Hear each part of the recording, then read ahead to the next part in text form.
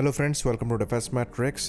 तो ये चीज़ हम जानते हैं कि यूक्रेनियन एयरफोर्स को F-16 फाइटर्स मिल चुके हैं जो कि एक्स डेनमार्क एयरफोर्स के F-16 हैं और फिलहाल हाफ अ डजन F-16 इनको डिलीवर किए गए थे। तो ये प्लेटफॉर्म्स इनको कुछ ही दिनों पहले मिले हैं, जिसको लेकर अच्छा खासा वीडियो इनके द्वारा रिलीज किया गया था। तो अब जाके इन प्लेटफॉर्म को रिसीव किए हुए 1 महीना हो रहा है, लेकिन एक एयरक्राफ्ट इनका पहले ही क्रैश हो चुका है। तो रशिया द्वारा लार्ज स्केल अटैक यूक्रेन पर किया गया था, जिसके अंतर्गत क्रूज मिसाइल्स और ड्रोन्स फायर किए गए थे, जिनसे डिफेंड करने के लिए F-16 को इस्तेमाल किया गया था।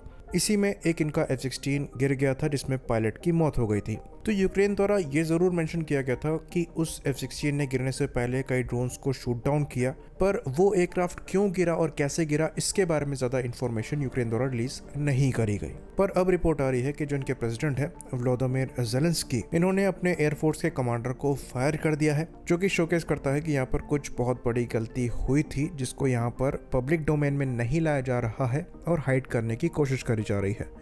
कुछ मीडिया सोर्सेज द्वारा ऐसा कोट किया जा रहा है कि एक पेट्रियट मिसाइल ने फ्रेंडली फायर में इस F-16 को शूट डाउन किया हो सकता है, क्योंकि रशिया की साइड से कोई एयर अटैक नहीं किया गया था। ये अटैक क्रूज मिसाइल्स और ड्रोन्स का था और शूट डाउन होने से पहले जो F-16 है उसके द्वारा करीबन 3 क्रूज मिसाइल खुद शूट डाउन करी गई थी। तो ये यूक्रेन के लिए काफ़ी बड़ा लॉस है। एयरक्राफ्ट जो गया वो तो बड़ा लॉस है ही, क्योंकि इन्हें लिमिटेड एयरक्राफ्ट मिल रहे हैं, लेकिन यहाँ पर जो पायलट का लॉस है वो इनको ज़्यादा खलेगा, क्योंकि बहुत लिमिटेड ही पायलट्स इन प्लेटफॉर्म्स को फ्लाई कर सकते हैं और नए पायलट्स को ट्रेन करने में समय लगता है। तो जैसे कि हमने डिस्कस किया था कि इनको जो F-16 मिले हैं ये मिड लाइफ अपग्रेड वाले हैं डेनमार्क एयरफोर्स के, जिन्होंने इनिशियल बैच के F-16 रिसीव किए थे। तो ये एक्चुअली पुराने एयरक्राफ्ट हैं, लेकिन इनके इलेक्ट्रॉनिक वॉरफेयर स्वीट को ट्यून किया गया है यूएस एयरफोर्स द्वारा रशिया के अगेंस्ट में। तो फ्रेंडली फायर को अवॉइड करने के लिए IFF सिस्टम का इस्तेमाल किया जाता है, यानी कि आइडेंटिफिकेशन फ्रेंड और फो का।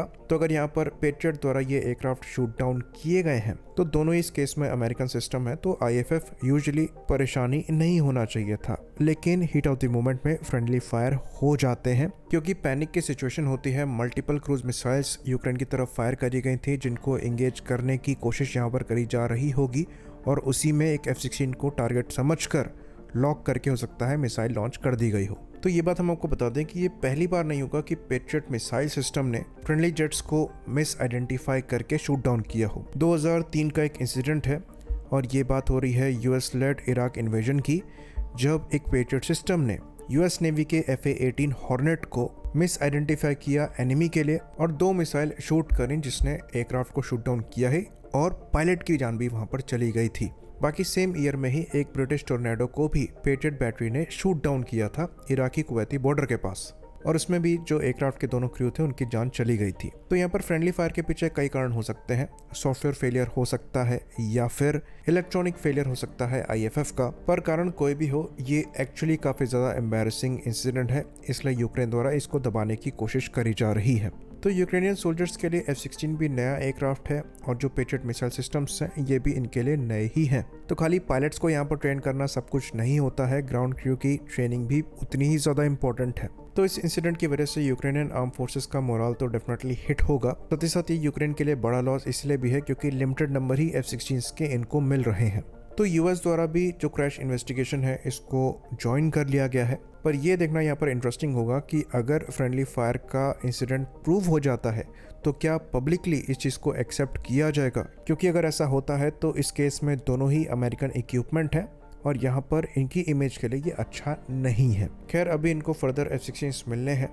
अभी डच एयरफोर्स के भी F-16 इनको मिलने हैं, जिनमें थोड़े बहुत मॉडिफिकेशन किए जा रहे हैं। साथ ही साथ पायलट्स को भी इनके ट्रेन किया जा रहा है। तो इनको काफ़ी केयरफुल रहना पड़ेगा अपने इन प्लेटफॉर्म्स को एक्चुअल कॉम्बैट में यूज़ करने को लेकर, क्योंकि रियल वॉर में कई सारे फैक्टर्स होते हैं जिनको दिमाग में रखना पड़ता है, और इसलिए एक नए प्लेटफॉर्म के साथ कम्प्लीटली ऑपरेशनल होने में कई एयरफोर्सेस को सालों लग जाते हैं। बाकी अगर अमेरिकन साइड की बात करें तो CNN द्वारा ये कहा जा रहा है कि ये crash most likely pilot error की वजह से हो सकता है। तो यहाँ से कुछ इंडिकेशन मिल रहे हैं जिसको देखकर ऐसा लगता है कि अमेरिका इस चीज़ का ब्लेम अपने सिस्टम्स पर नहीं लेना चाहता है। खैर, ये देखने वाली बात होगी कि जो इन्वेस्टिगेशन है वो किस डायरेक्शन में आगे बढ़ती है और क्या इस क्रैश का एक्चुअल कारण कभी रिवील किया भी जाएगा या नहीं। इसी बात पर इस वीडियो को हम ख़त्म करेंगे। लाइक करिए, सब्सक्राइब करिए। जय हिंद।